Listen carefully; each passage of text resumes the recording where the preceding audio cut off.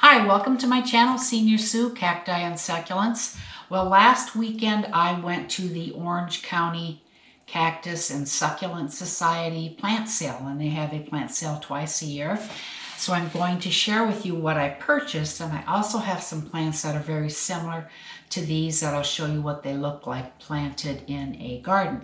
So let me get these unpacked. Now, they have plant sales twice a year, and this was pretty crowded. I was really surprised. I had to wait in line for a bit, but I think it was well worth it.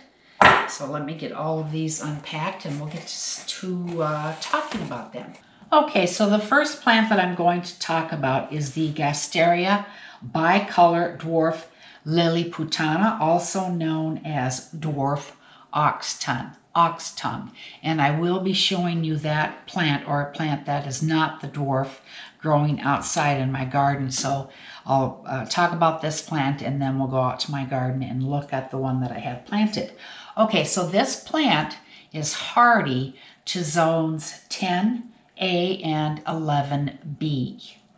And it blooms late in the winter or early spring, and you can see the blooms on this one. I kept them on there so that you could see them, but I will be cutting them off, and they do have kind of like coral-shaped bells here on the end of a large, long stalk. Okay, and the flowers are reddish pink in color, and did I say they bloom in late winter or early spring? And this plant prefers filtered to partial sun. It is a slow growing plant, and it can grow 6 to 8 inches tall, and its growth habit is clumping, so it'll just kind of spread out around the plant. All right, and they do well when grown indoors because they can tolerate low sunlight. So I do have one outdoors planted in the shade, but I only paid $12 for this, which I thought was a heck of a deal, and it came in this pot. And the gentleman that sold this to me, he was telling me this is just a regular pot that he picked up at the dollar store, which I guess is no longer in existence, the dollar store, and he used industrial type glue and then just put sand all over the outside of the pot. So I thought that was kind of cute. Okay, so now we're going to cut to the clip of my plant outside. So this is the Gasteria that I've had planted in my garden for about, I'd say 3.5 years now, and it looks like something has been chewing on it. Maybe a lizard, I'm not sure. But you can see the difference between this one that I just purchased, how much smaller the leaves are, but the coloring is very, very similar. So this is how the normal sized one looks planted in the garden.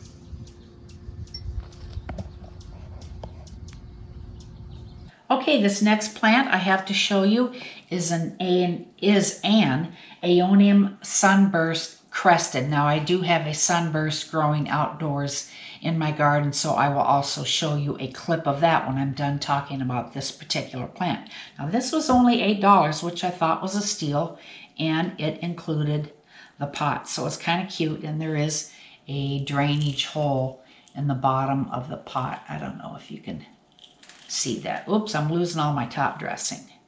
Okay, so let me give you a little bit of information about this plant. Now, crested plants are a genetic mutation, and the care of a crested aeonium is very similar to a non-crested aeonium, except that these are more vulnerable to mealybugs because the flowers are so tightly packed and condensed on this stem here. And you can see how it's kind of elongated and then flat across the top. This whole thing is rather flat. Okay, so they're also a bit more sensitive to overwatering. The crested plants are, so you want to be very careful with that. And as with all aeoniums, they will go dormant in the summer. So during the summer months, you need to water them more infrequently.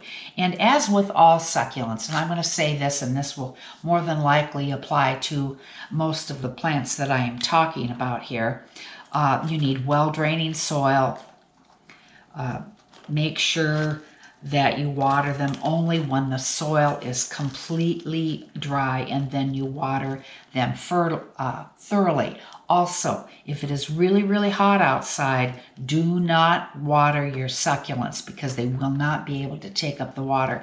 You want to wait till later in the evening when the temperature has cooled down.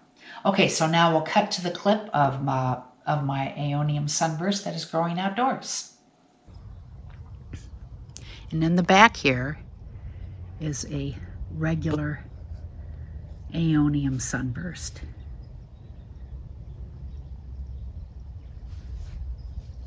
And then here is the crested form. Down here I have a crested form of the pink witch, which is right there. But once again, the Aeonium Sun Burst and the crested form.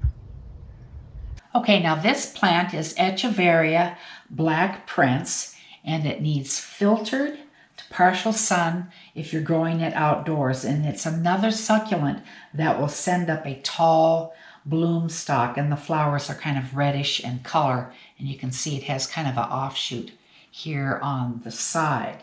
And this is, once this Echeveria, oops, yeah, I gotta water this guy too.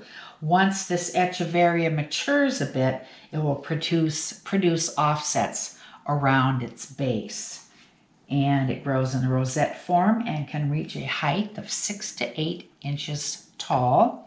And this one was only $12, so I didn't think that was too bad either. All right, so this plant, succulent, I thought was very pretty. And this is the Kalanchoe stained glass. And let me see if I can give you a closer look on this plant here. It's really pretty, kind of multicolored leaves on it. And this plant was, let me see. Where's the price here? $8. I did not think that was too bad because they're going for a lot higher on Etsy. Now, is this a Kalanchoe Fedoshenkoi or a Blossfeldiana? I think this is more similar to a Fedoshenkoi because I was looking it up online, and some people call this a Kalanchoe Blossfeldiana stained glass, and I don't think it is because it does not have the same type of flowers growing on it. Okay, so this Blossfeldiana is known for its vibrant, long-lasting blooms, while the Fedoshenkoi is known for its pastel leaves and coral flowers. And this plant is hardy in zone 10, and they prefer full sun, and you can see that the leaves have a scalloped edge. I think this is really pretty. Okay, we'll cut to the clip of my Blossfeldiana and my Fedoshenkois that I have growing outdoors. And you can see what the flowers look like on the Fedoshenkoi. And I'm probably pronouncing that incorrectly.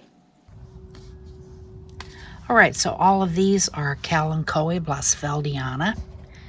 You can see they're flowering right now, but you can also see how similar the leaves are, kind of scalloped around the edges. But let me show you a plant that's very similar looking.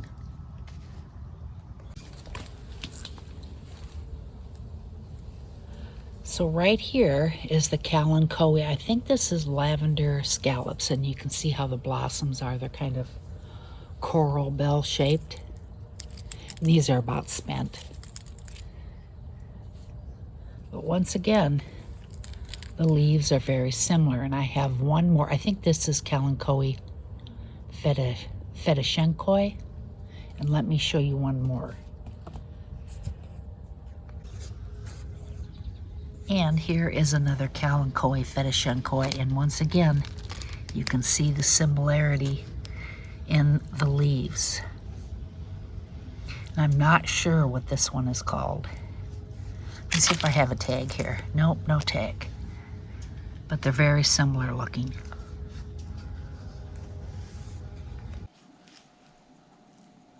All right, so this is the Aloinopsis rubrolineata. And the flowers on this are a yellow gold, and they're daisy-like in appearance, and it will bloom during the winter and early spring.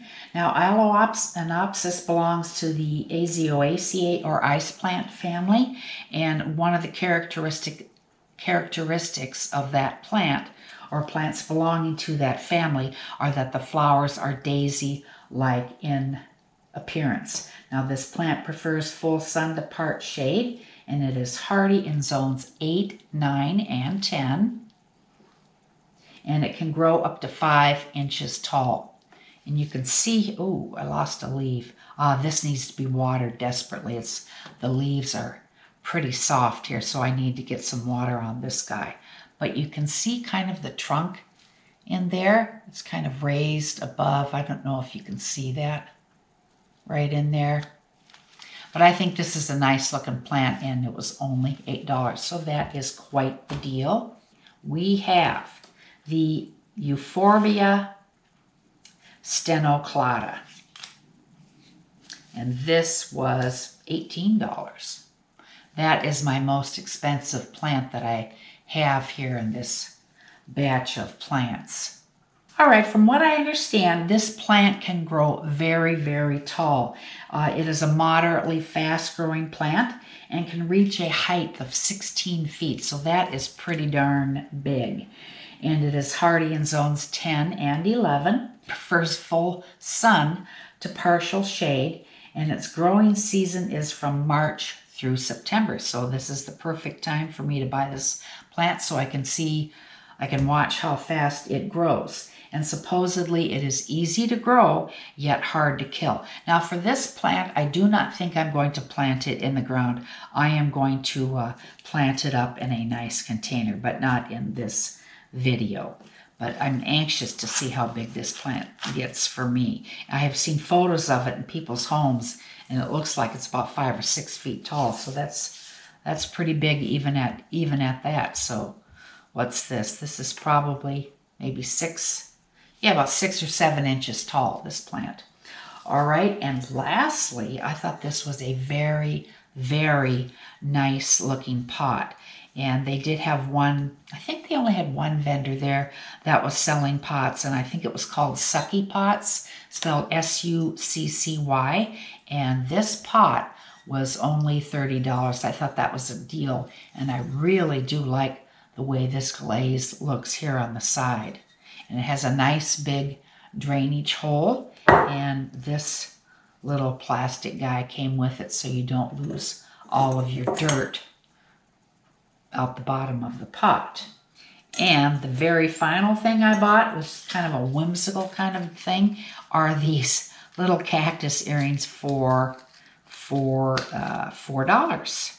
I thought they were kind of cute. Now I don't know if it's surgical steel on there or not, but I will find out when I wear them, because if it's cheap metal, my ears will, I'll suffer. Anyway, my ears will become sore. So anyway, that is it for now. I thought these were some pretty darn nice items that they had for sale, and especially the fact that, 2 of them came in kind of cute pots here. And then this guy, I think, is really, really nice. Okay, let me see on the bottom. It looks like the initials here on this pot, S-L-A. It's kind of hard to read. I don't know if you can see that there on the bottom. Anyway, that is it for now. Check back with me next week. I more than likely will be outside planting some things and showing you around my garden. And I want to thank all of my regular subscribers, and I want to thank all of you who have taken the time to watch this video. You are much appreciated. All right, see you next week. Bye.